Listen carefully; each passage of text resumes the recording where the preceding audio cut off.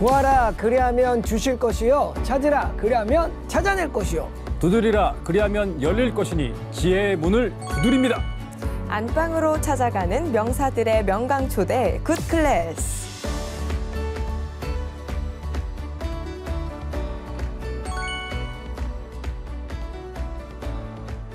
혹시 두 분은 로마 하면 어떤 것들이 생각나시나요? 로마 하면은 뭐 저는 오직 성경 로마서밖에 생각이 안 납니다.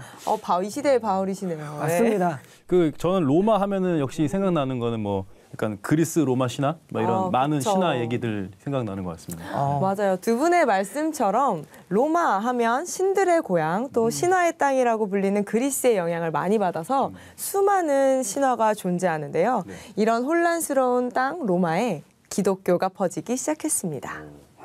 저희가 그동안 뭐 미국사도 배우고 그리고 또 뭐 중국 역사 속에서 기독교 그쪽도 배우고 여러 역사를 배웠는데 사실 뭐 기독교의 역사의 본질이라고 할 수 있는 근본이라고 할 수 있는 이 로마에 대해서 좀 배울 생각을 하니까 제가 지금 너무 기대가 됩니다. 그렇죠. 그래서 이제 우리의 이런 기대치를 충족시켜 주실 엄청난 전문가 선생님을 모셨습니다. 그 로마의 뜨거운 불씨를 일으킨 초기 기독교 역사를 알려주실 고대 서양사 전문가 정기문 교수님을 모셨습니다. 안녕하세요. 안녕하십니까. 역사학자 정기문입니다.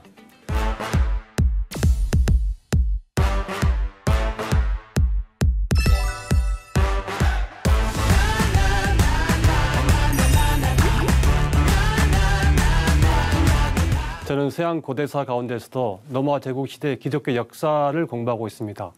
오늘부터 저와 함께 4차례에 걸쳐서 로마 제국과 기독교의 관계에 대해서 살펴보겠습니다. 오늘 첫 번째 시간인데요. 기독교의 성립입니다. 기독교가 언제 탄생했을까요? 자, 기독교의 창시자는 누구시죠? 하나님? 예수님이시죠? 예수님이 언제 태어나셨습니까?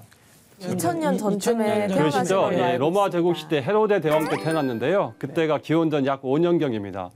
예수님은 30년 동안 준비를 하셔가지고 기원은 30년경 티베리우스라는 사람이 로마 제국 황제로 있을 때 세상을 향해서 외치기 시작했습니다. 회개하라, 천국이 가까이 왔다. 이 천국이라는 것을 한국말로 번역하면 하나님 나라가 됩니다. 하나님 나라는 모든 사람이 평등하고 이 세상에 불의가 사라진 하나님의 정의가 실현되는 새로운 나라입니다. 예수님이 새로운 나라를 건설하자 이렇게 말씀하셨어요. 그러면 가장 싫어할 사람은 누구겠어요? 그 시대에 있는 왕들이겠죠. 그렇죠. 그 시대의 왕, 로마 황제가 싫어하겠죠. 그래서 로마 황제는 예수에게 반역범이다. 이렇게 그 누명을 씌워서 십자가에서 죽였습니다. 예수가 돌아가신 뒤에 그의 제자들이 있었지 않습니까? 12명 제자를 펴는 제자들이 있었죠. 그 제자들이 예수는 3일 만에 부활하셨고 또 승천하셨다. 그리고 머지않아 다시 재림하셔서 이 세상을 심판하실 것이다. 이렇게 믿고 33년에 예루살렘 교회를 수립했습니다. 예루살렘 교회는 수립 초기에 자기들이 새로운 종교를 만든다든가 유대교를 격파한다든가 파괴한다든가 이런 생각을 전혀 갖지 않았습니다. 자기들은 유대교를 완성한다. 자기들이야말로 참 이스라엘이다. 이렇게 생각했어요. 그래서 당시 유대교에는 2가지 기둥이 있었습니다. 하나는 성전 예배이고요. 다른 하나는 율법 준수입니다. 이 2가지 기둥.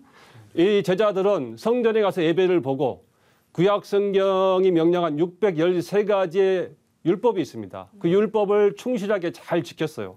기존의 유대교 신자들과 단 하나 다른 것이 있다 그러면 예수가 그리스도이시고 그리스도라는 말이 번역하면 기독이 되는 겁니다. 이거는 기름 부음을 받은 왕이다는 뜻입니다. 곧 다시 이 세상에 오셔가지고 모든 사람을 심판하실 것이다 하는 종말론을 선포했어요. 그리고 이 사람들은 또 선교 활동을 아직까지는 예루살렘 안에서만 했습니다. 저기 팔레스타인 밖을 디아스포라 지역이라 그러는데요. 디아스포라 지역으로 나가질 않았습니다. 그럼 누가 이 사람들 선교를 받고 새로운 신자가 되겠습니까? 예루살렘 안에 있는 사람들, 팔레스타인 안에 있는 사람들이겠죠? 거기에는 2 부류가 있었는데요. 한 부류는 원래 유대 땅에 태어난 사람들. 그 사람들을 히브리파 기독교인이라고 그럽니다. 다른 한 부류는 외지에서 디아스포라 지역에서 순례라든가 또 생을 마감을 하기 위해서 정리하기 위해서 온 사람들, 그러니까 신앙의 본향이 유대 땅이기 때문에 유대 땅을 찾아온 사람들입니다. 그 사람들은 헬라를 사용하기 때문에 헬라파 기독교 신자라 그럽니다. 그러니까 예루살렘 교회가 성장하면서 두 개의 파벌이 생긴 겁니다. 히브리파는 정통 유대교에 더 충실했고 헬라파는 좀 개혁적인 성향을 가지고 있었습니다.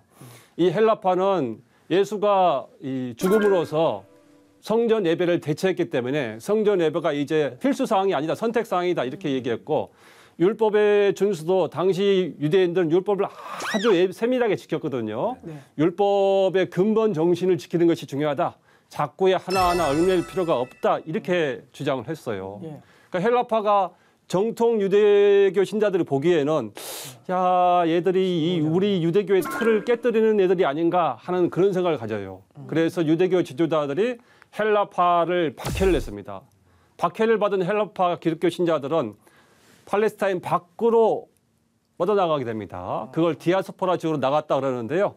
팔레스타인 밖으로 나가서 세운 최초의 교회자 큰 교회가 안디옥 교회입니다. 아, 안디옥 교회 들어봤어요. 예, 그게 요즘으로 좀 치면 투르키에라는 나라에 안티오키아라는 도시가 있는데요. 네. 그게 한국말로 번역해서 안디옥이 되는 겁니다. 아, 그렇게 되는구나. 그 안디옥 교회는 주로 디아스포라 지역이니까 이방인들 향해서 선교 활동을 했지 않습니까? 그래서 이방인들이 기독교에 대거 많이 합류했습니다. 여기서 무슨 문제가 발생하게 되냐면 이 이방인들은 유대교 율법 준수에 대해서 우리는 정통 유대인들과 차기가 버겁다 이렇게 주장을 했고, 또 헬라파는 율법에 대해서 상당히 유연한 생각을 가지고 있다 그랬지 않습니까? 그래서 헬라파 지도자들은 이방인 출신 신자들은 할례를 받지 않고 유대 율법을 지키지 않아도 된다 이렇게 가르치기 시작했어요. 이렇게 가르치니까 저 예루살렘에 있던 히브리파 기독교 신자들이 야 그거 정말 허용으로 되는 거냐? 우리도 아직 유대교의 틀 안에 있는 존재인데 우리는 유대교를 완성하는 존재인데 왜 율법을 지키지 않으려고 한단 말이냐 하고 논쟁이 붙었습니다. 그래서 그 논쟁 결과 49년에 예루살렘 사도회의라는 게 열립니다. 사도는 누구를 말씀하시는 거죠? 제자들. 그렇죠. 예수 12제자가 사도가 되는데요. 이 당시에 베드로, 사도 요한, 그다음에 주여 형제 야고보라는 사람이 있습니다. 야고보, 예. 사도 야고보하고 다른 주여 형제 야고보, 예수님의 동생 야고보입니다. 요 세 사람이 중심이 돼가지고 사도회의란 걸 열어가지고 과연 이 문제를 어떻게 결정할 것인가 긴 논의 끝에 이방인 출신 신자에게는 율법을 강요하지 말자 이렇게 결정을 했어요. 그렇다 그러면 이거는 유대교의 정통 틀을 조금 벗어난 것이죠. 그렇죠? 율법을 엄격하게 지켜야 되는데, 그래서 기독교가 유대교에서 벗어난 첫걸음은 49년 예루살렘 사도회의에서 이루어졌다 이렇게 볼 수가 있습니다.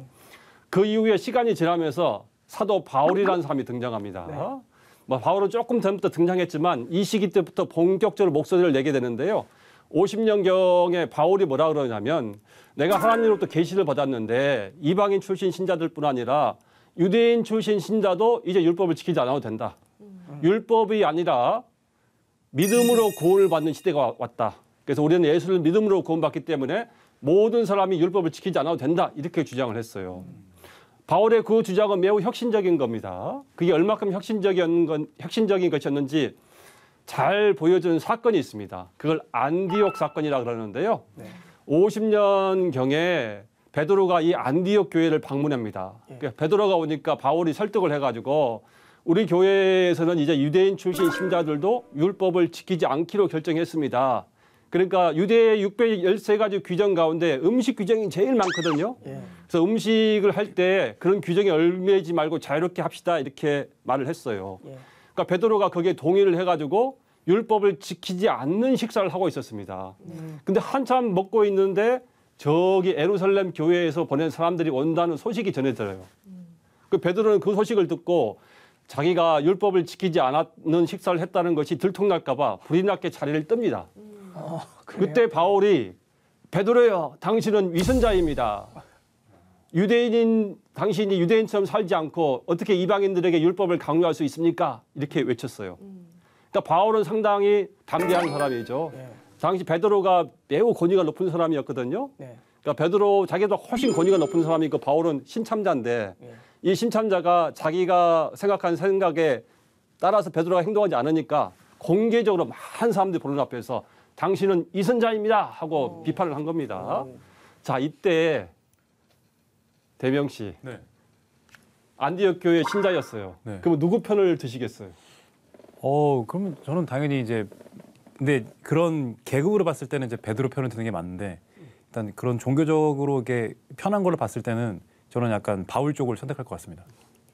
당시에 거의 모든 99%의 안디옥 교회 신자들이 그래도 베드로 선생님을 따라야지 하고 베드로 편을 들고 바울은 자기 혼자 남아가지고 자기 주장을 들어주는 사람이 없구나 그렇게 생각해서 안디옥 교회를 떠나서 서쪽으로 가서 독자적으로 교회를 세웁니다.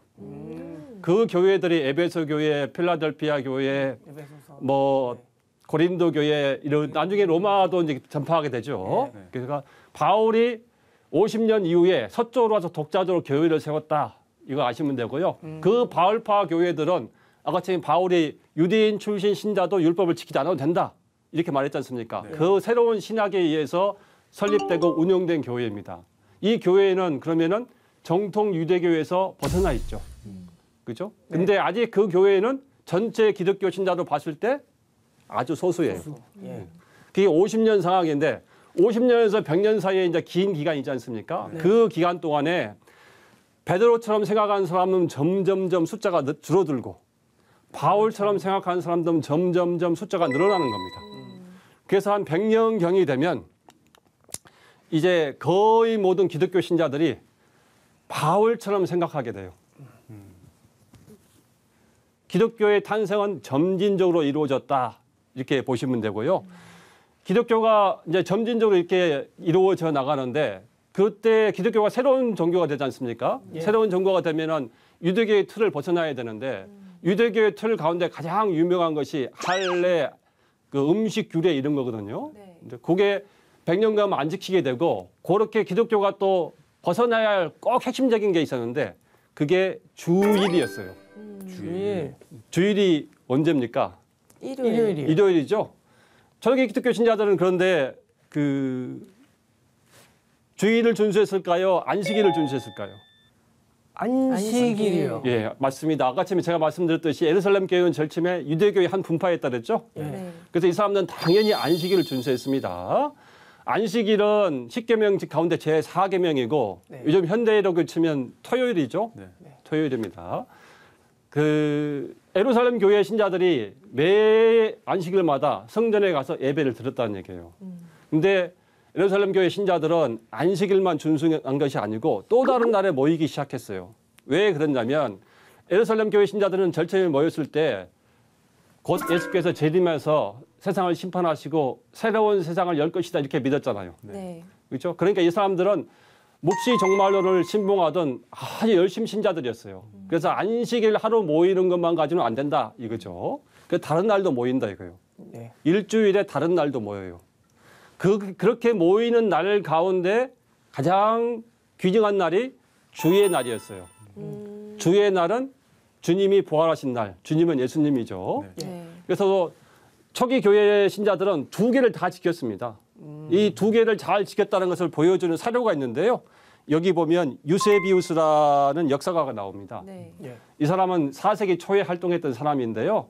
예수님 시절 때부터 기독교 박해가 끝나고 콘스탄티누스라는 황제가 기독교를 공인하실 때까지 자기 시대까지 기독교 역사를 자세하게 써놨습니다. 이 사람이 아까 전에 히브리파 기독교가 있다 그랬죠? 그 히브리파 기독교의 또 다른 이름을 그냥 유대파 기독교라 부르기도 합니다. 자, 영춘 씨 한번 읽어봐 주시겠어요? 안식일과 유대인 율법을 준수하면서 또한 기독교인과 같이 주의 부활을 기념하기 위해서 일요일을 준수한다. 예, 그러니까 예루살렘 교회 후예들이 유대파 기독교들인데 그들은 유대인처럼 안식일로 지키고 또 예수님의 부활을 기념하기 위해서 주의 날을 지킨다는 겁니다. 두 개를 다 지키고 있는 거예요. 초기에는 두 개를 다 지켰는데 점차 기독교는 유대교에서 벗어나죠. 그래서 우리는 더 이상 안식일을 지키면 안 된다 하는 주장이 나옵니다. 그 주장은 여기 그 이그나티우스라는 분이 계시는데요. 이그나티우스라는 분은 120년경에 순교하게 됩니다. 이분은 누구냐면 아가침에 안디옥이라는 도시가 나왔었죠. 네. 안디옥이라는 도시의 주교님. 어. 요 분이 하신 말씀이 있어요.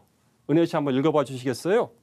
만약 이제 예전의 관습으로 살던 자들이 방향을 틀어서 새로운 희망에 도달했다면 그들은 더 이상 유대인의 방식으로 안식일을 지키지 않고 오히려 예수를 통해 또한 그의 죽음을 통해 우리의 생명이 일어난 날인 주님의 날에 따라서 삽니다.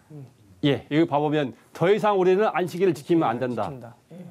무슨 날을 지켜야 된다? 주일. 주일. 주일을 지켜야 된다. 주일은 무슨 날이다? 일요일이요. 주님이 부활하신 날, 부활한 즉 일요일입니다. 그래서 백년경이 되면 거의 모든 기독교 신자들이 이제 안식일을 지키지 않고 주의 날, 일요일을 지킵니다. 근데 기독교가 점진적으로 내가 독립했다 이 얘기 하나 했고 기독교 독립에 있어서 여러분이 꼭 아셔야 할 두 번째 요소는 지역별 다양성입니다. 지역별 다양성이라는 얘기가 뭐냐면 아가쯤에 헬라파가 박해를 받아서 디아스포라 지역으로 뻗어나갔지 않습니까? 네. 이렇게 뻗어나가서 지역별로 사는데 안디옥에도 살고 시리아에도 살고 인도에도 살고 이제 에보에서도 살고 이게 사는데 각 지역은 멀리 떨어져 있어요. 그러면 뭐 편지를 가끔 주고받기는 하지만 네. 누가 당신네들은 이렇게 믿어야 됩니다. 뭐 예배는 이렇게 드려야 됩니다. 우리 교리는 이번에 정했습니다. 하는 중앙 집중 기구가 없어요. 네. 지금 카톨릭 같은 경우는 로마 교황이 있어가지고 우리 이번에 교리를 뭐로 정했다 하고 다 정해주지 않습니까? 네.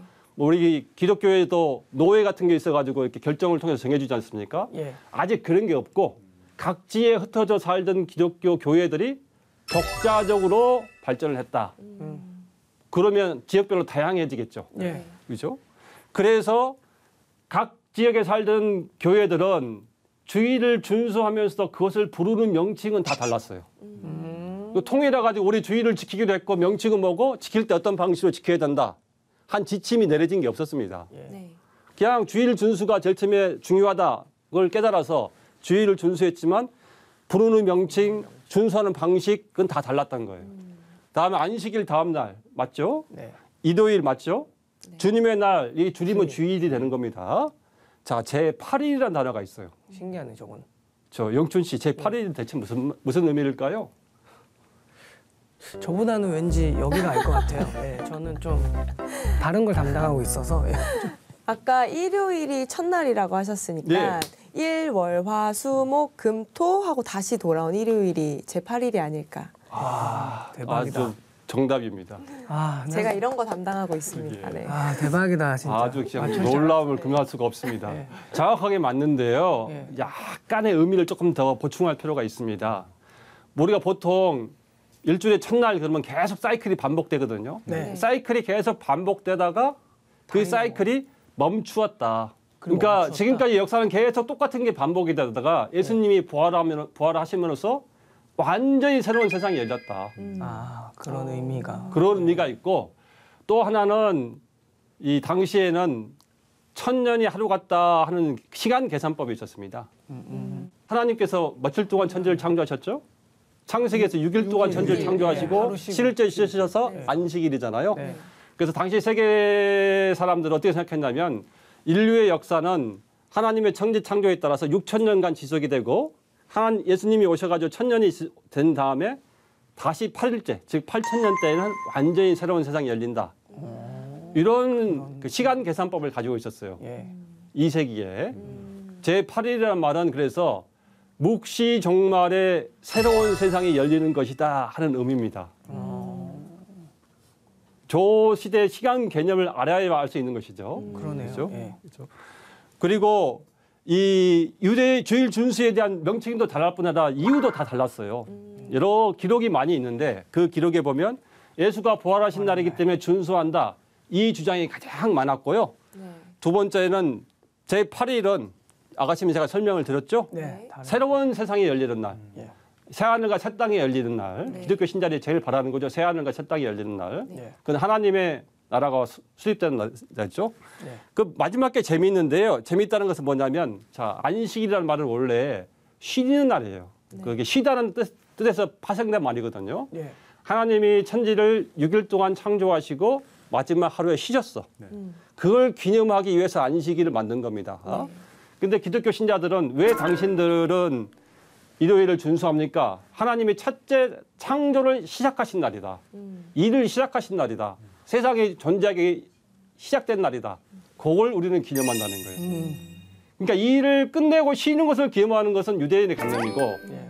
우리는 청지가 시작한다. 제일 처음에 시작된 날을 기념한다. 예. 지금 무슨 말씀하고 계신 거예요, 교수님?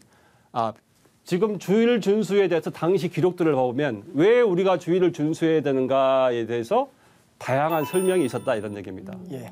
그 다양한 설명은 왜 또 있었느냐? 각 지역의 교회가 독립적으로 발전했기 때문에 누가 통일적으로 저 중앙에서 이러한 이유로 이런 명칭으로 주일을 준수하라 명령을 내린 것은 없었다 이런 얘기입니다. 잘 아시겠어요? 네.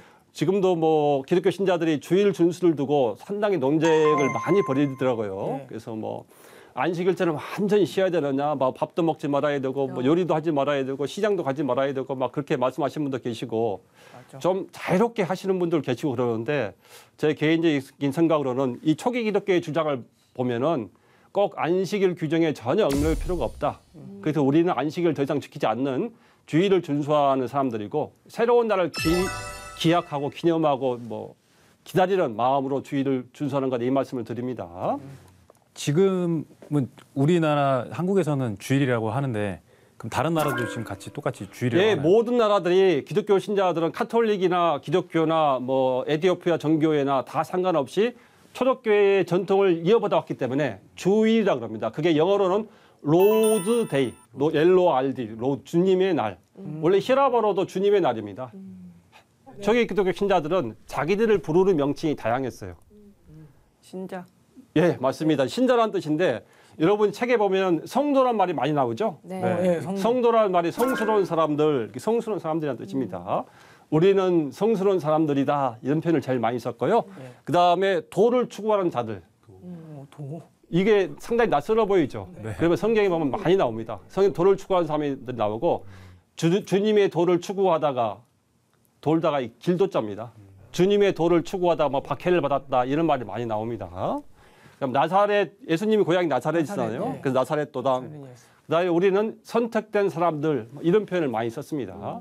그러니까 이거는 다른 사람들이 기독교 신자들을 부르는 명칭이 아니고 스스로 우리는 이런 사람들이다 스스로 부르는 명칭이었어요. 예. 근데 그러면은 기독교라는 명칭은 대체 어떻게 생겨난 겁니까? 이제 그런 질문인데요. 제일 처음에 기독교라는 명칭이 먼저 생겨난 것이 아니고 그리스도를 따르는 사람들이라는 명칭이 먼저 생겨났습니다. 네. 그게 고대 로마 말이 라틴어거든요. 예. 지금 최초의 교회가 이방인 교회가 안디옥 교회라고 그랬죠. 예. 안디옥 교회 사람들이 우리는 그리스도를 믿습니다. 그리스도를 믿습니다. 이렇게 말하니까 로마 사람들이 저 사람들은 그리스도를 믿는 사람들, 그리스도를 믿는 사람들 그런 의미에서 크리스티아노스라고 불렀습니다. 로마 말로 뒤에 이아노스가 붙으면은 그 사람을 따르는 사람들, 그 사람 따름이, 그 사람 추종자들 이런 뜻입니다. 그래서 영춘 이아노스가 부르면 영춘, 김영춘, 영춘 씨를 따르는 사람들 예. 이렇게 되는 겁니다. 요 단어는 50년경 안디옥 교회에서 최초로 생겨났습니다.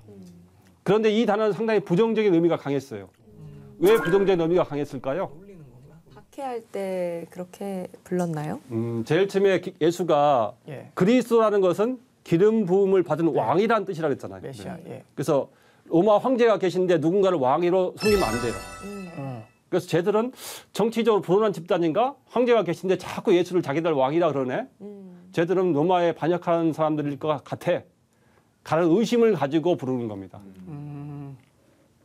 그러다가 100년경이 되면 이제 자꾸 이제 저 사람들은 기독교 신자들이야 크리스티아노스야 이렇게 부르니까 기독교 신자들이 그것을 자기들 스스로 받아들입니다. 그래서 우리는 예수를 따릅니다. 예수를 따르는 사람들이다. 그래서 우리는 크리스천이다 이렇게 되는 거고요.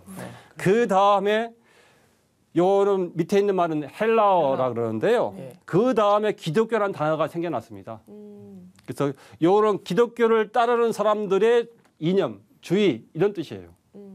크라이스트, 이아누스, 이스모스 이 세 단어의 합성어입니다. 요 단어를 최초로 사용하신 분은 아까 집에도 나왔었는데요. 안디옥 교회의 감독이었던 이그나티우스였습니다. 그러니까 100년경이 되면 기독교가 완전히 독립했잖아요. 예. 그러니까 완전히 독립했다는 것을 잘 보여주는 게 어떻게 명칭적으로 봐보면 이제 유대교가 아니고 우리는 기독교다. 이런 단어들이 생겨난 것이 확실히 그걸 보여주는 것이라고 볼 수 있겠습니다.